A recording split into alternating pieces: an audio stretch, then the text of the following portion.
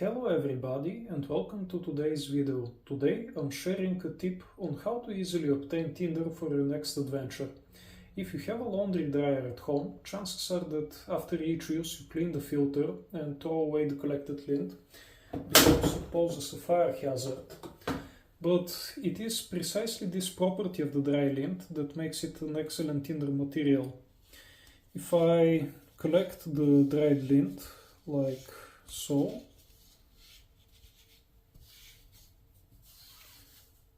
I can easily put it together in a bunch, and if I strike it with my magnesium lighter, it catches fire almost instantly. Over time I have collected quite some lint, which I store in this metal box, and occasionally I use it to start fires.